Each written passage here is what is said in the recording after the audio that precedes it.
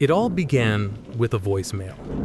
A single, trembling voice that changed everything. "Marcus, you need to call me back. It's urgent."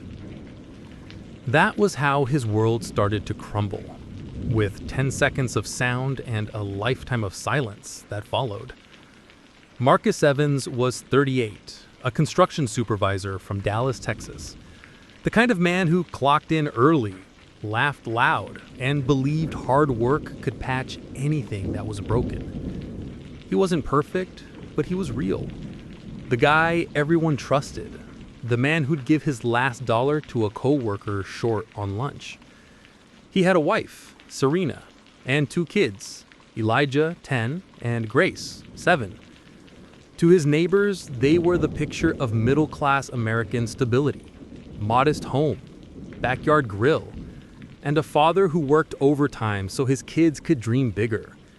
But behind those drawn curtains, something darker brewed. Something even Marcus didn't see coming. That voicemail came from his doctor's office. A routine checkup turned into something else. Something Marcus couldn't wrap his head around. When he called back, the nurse's tone was cautious, too calm to be casual. "Mr. Evans, we'd like you to come in today. There's something we need to discuss. In person." He felt it, that drop in his stomach, that invisible hand squeezing his chest. The kind of dread you can't explain, only feel. 2 hours later, Marcus sat in the clinic, the smell of antiseptic thick in the air, his leg bouncing as he waited. When the doctor entered, she didn't waste time. Her eyes softened as she spoke. "Marcus, your blood test came back positive." He blinked. "Positive for what?" She exhaled. "For HIV." The world froze. The hum of the air conditioning became deafening. The doctor's lips kept moving, explaining viral loads, treatment options, and follow-ups. But Marcus couldn't hear anything. It was like his brain had turned to static. HIV. 3 letters that hit harder than any punch he'd ever taken. He stumbled out of the clinic, gripping the handrail like a man learning how to walk again. The Texas sun burned his skin, but he didn't feel it. He drove home in silence, replaying every moment of his life like a broken film reel, trying to find where it all went wrong. That night, he didn't tell Serena. He couldn't. She'd been distant lately, always on her phone, always too tired to talk. He blamed stress, bills, work, life. But now, there was a new thought clawing at his mind, a darker one. Could she have known? Days turned to weeks. Marcus lived in quiet panic. He'd start his mornings pretending everything was fine, hugging his kids, eating breakfast, going to work. But each night he sat in the bathroom staring at the mirror, whispering, "How?" He'd never cheated. He'd never done drugs. He trusted her. One evening, while Serena was out running errands, Marcus saw her phone light up on the counter. A message preview flashed. "Can't stop thinking about last night." His chest tightened. He picked up the phone, heart racing. The texts were from a contact saved as EM. He opened the thread, and the truth hit like a hammer. Photos, messages, dates. She'd been seeing another man for months. Marcus's hands shook as he scrolled. There it was. Confirmation. A message time-stamped 2 weeks before his diagnosis. "I'm scared, Ethan. I got tested today. What if Marcus finds out?" He didn't remember dropping the phone, but he remembered the sound. Glass shattering as his world did the same. That night, Serena came home humming, keys jingling in her hand. Marcus was waiting in the living room, silent.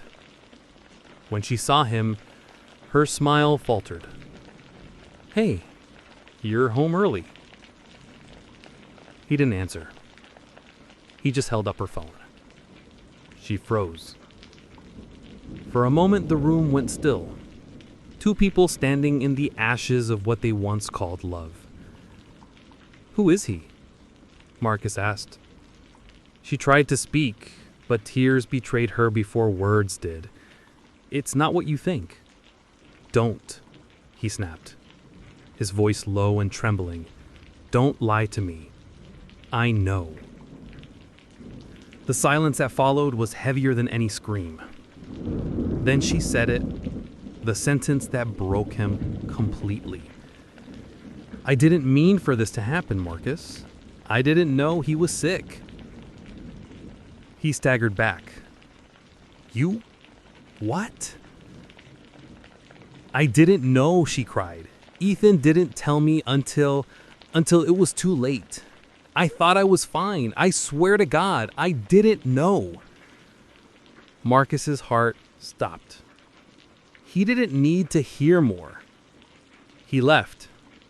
He walked out into the Dallas night, the streetlights blurring through his tears, his mind spinning. The woman he'd loved, the vows he'd made, the life he'd built. All of it poisoned by secrets. Weeks passed. Serena moved in with her sister. The kids stayed with Marcus. He started treatment quietly, taking pills hidden in vitamin bottles, masking pain behind forced smiles. At work, he was a ghost, present but gone. Then one morning, a knock came to his door. 2 officers. "Mr. Evans?" He nodded. "We need to ask you a few questions about Ethan Myers, his wife's lover." Marcus felt his pulse spike. "What about him?" The taller cop exchanged a look with his partner. "We found him dead last night." Marcus froze. "Dead?" "Gunshot wound. In his apartment." Marcus's mind spun. Had Serena? No, she couldn't. Then came the twist that turned everything upside down. The detective leaned closer. "We found your number in his call log. You spoke to him last week." Marcus blinked. "No, I didn't." But then he remembered. One missed call. An unknown number. The voicemail he never listened to. They handed him a phone. "Is this your voicemail box?" He pressed play. Ethan's voice echoed, shaky, desperate. "Marcus, man, I messed up bad. Please don't hate her. I didn't mean for any of this to happen. Someone's after me. They think I told the truth. I can't." The recording cut off. Marcus looked up, eyes wide. What truth? The police left that day, but questions lingered. Ethan was dead. Serena was missing. And Marcus was now at the center of something he didn't understand. A week later, another message came. An envelope slid under his door. Inside, a USB drive. He plugged it in. On the screen, a hidden folder full of files, documents, and financial records. It turned out Ethan worked for a medical supplier, one that had been falsifying drug shipments. Millions of dollars in fake ARVs sold to clinics across Texas. Ethan tried to expose them. Serena didn't just fall for him. She got caught in the storm. The files proved everything. And Ethan's death? Murder. Marcus took the evidence to the police. The investigation cracked wide open. Within weeks, arrests were made. The executives, the distributor, even a few local clinic managers. Serena was found hiding in Oklahoma, terrified, broken, and sick.